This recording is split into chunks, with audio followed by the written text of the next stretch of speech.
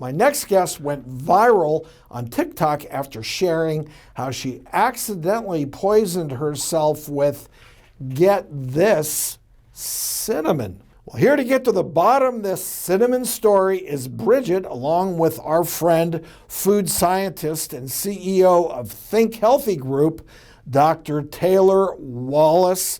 Welcome to the two of you. Hi. Oh, thanks for having us. So, Bridget, how much cinnamon were you actually consuming on a daily basis? Oh gosh. Well, I wasn't actually measuring, which I think was probably part of the problem. But if I had to guess, I'd say probably in the realm of tablespoons per day. I'd put scoops of it on my oatmeal in the morning, but I didn't stop there. I'd put it in my coffee grounds. I'd sprinkle it on scrambled eggs. I know it sounds awful. Pasta, rice. If I was eating it, I was probably putting cinnamon on it. So take us back in time, Bridget. When did you first notice that something just wasn't feeling right with your body? I got very hypoglycemic. I could not go anywhere without taking crackers in my pocket. I became very weak. I was constantly pulling muscles, making excuses to sit out of dance class. And I had this perpetual feeling of dizziness. Wow, so I'm sure you had to take a step backwards and go what am I doing? What is different?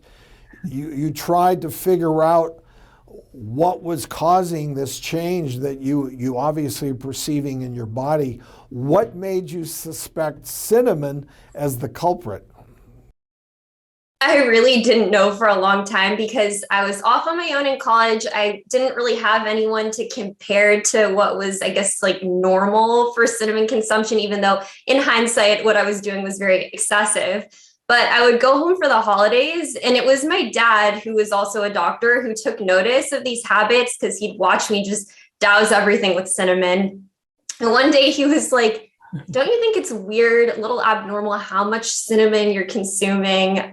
And I completely wrote it off. I thought he was crazy because I was just so used to what I was doing until he did some research and he showed me about the possibilities of toxicity and how there are different types of cinnamon. And then I started to take it a little more seriously and I stopped eating it and I did improve over time. To that point, Bridget, how long did it take you before you started feeling quote unquote normal again?